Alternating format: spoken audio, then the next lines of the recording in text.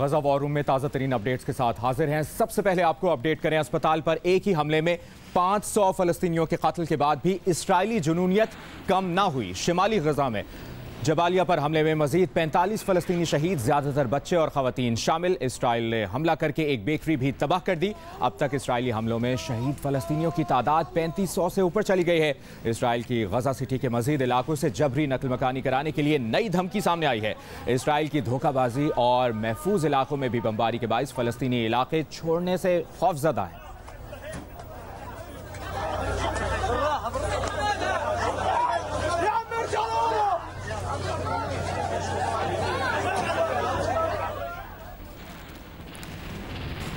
Israel ने जंगी जुनून और नफरत की आग में सारी हदें पार कर दी हैं। गजा में अस्पताल पर बमबारी करके 500 से ज्यादा मासूम फलस्तीनियों को शहीद कर दिया। बमबारी से कबल और इसके बाद के हालात से मुतालिक गजा की फिजा एक बार फिर सोगवार, एक बार फिर बेकसूर बच्चों को नफरत की कीमत अदा करनी पड़ी।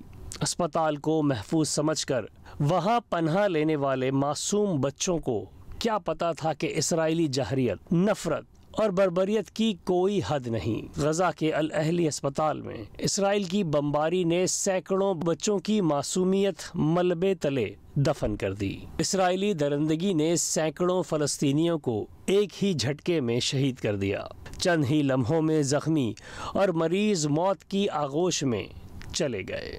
डॉक्टर्स और दीगर तिब्बी अमला भी शहदा की फहरिस्त में शामिल है। इन मनाजिर में देखा जा सकता है कि इसराइली हमले से कबल मासूम फलस्तीनी बच्चे अस्पताल में खुद को महफूज समझकर वहां खेल कूद में मसरूफ हैं। बमबारी के नतीजे में जहां शहदा के लवाहिकीन बिछड़ जाने वालों के गम में निढाल थे, वहीं बच्चे ये सवाल करते रहे कि अब वो कहाँ जाएंगे, क्या करेंगे, कैसे जिंदा रहेंगे। किसी के पास इन सवालात का कोई जवाब नहीं। अल अहली अस्पताल की तबाही के बाद वजारत सेहत के आला ओहदेदार ने अपनी लाचारगी का इजहार करते हुए कहा कि गजा के अस्पताल में सैकड़ों जानों का ज़िया अमरीका और यूरोपीय यूनियन की जानिब से इसराइल की गैर मशरूत हिमायत का नतीजा है। ओहदेदारान ने बताया कि इसराइल ने हफ्ते को भी अस्पताल पर गोले बरसाए थे और अस्पताल डायरेक्टर को वार्निंग दी थी कि अस्पताल को फौरी खाली कर दिया जाए। इसराइल की इस दहशत गर्दी के खिलाफ दुनिया भर में एहतजाज तो जारी है, लेकिन बज़ाहिर ऐसा मालूम होता है कि किसी के पास गजा में जारी कशीदगी का कोई हल नहीं।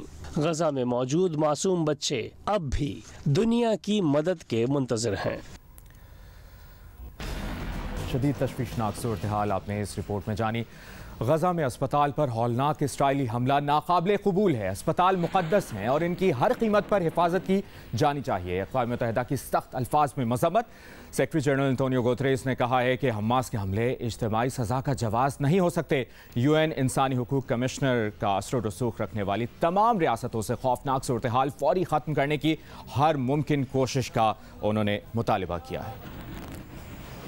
और जियो न्यूज़ की टीम कवरेज के लिए मौजूद है बैरूत में। बैरूत में बिफरा हुआ मजमा अक़वाम मुत्तहिदा की इमारत पर चढ़ दौड़ा। इमारत के बाहर चौकी पर तोड़ फोड़ की और CCTV कैमरे तोड़ दिए।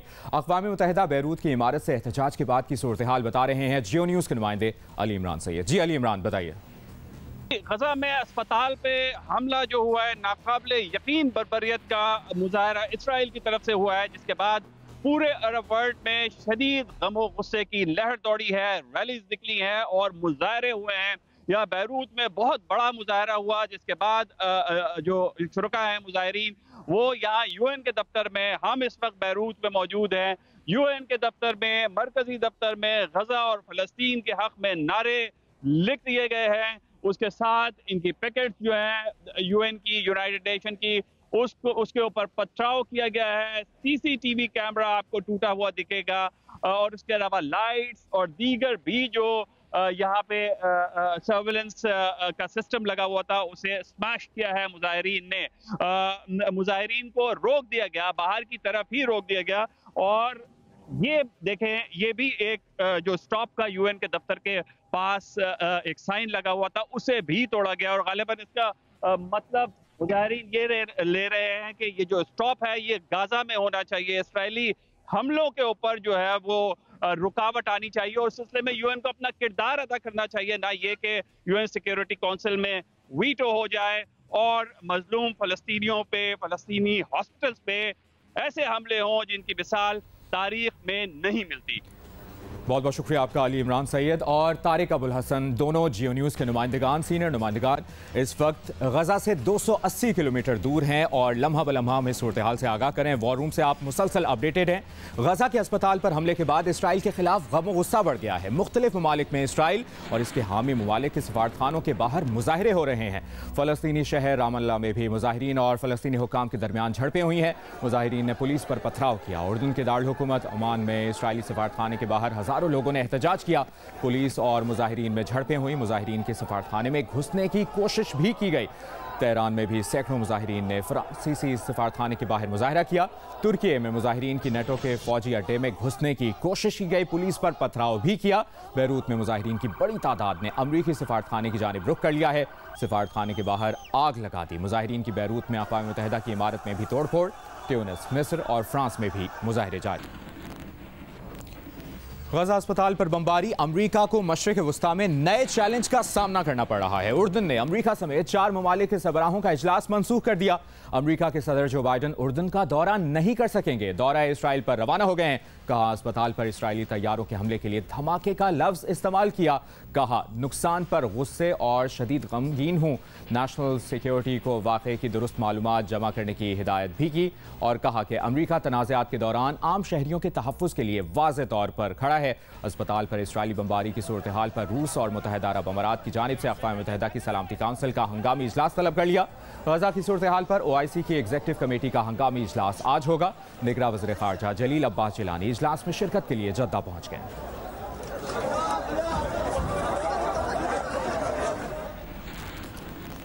गजा वॉर रूम से गजा की कशीदा सूरत हाल से मुतालिक आपको मुसलसल अपडेटेड रखेंगे। आप जियो न्यूज़ के साथ होंगे।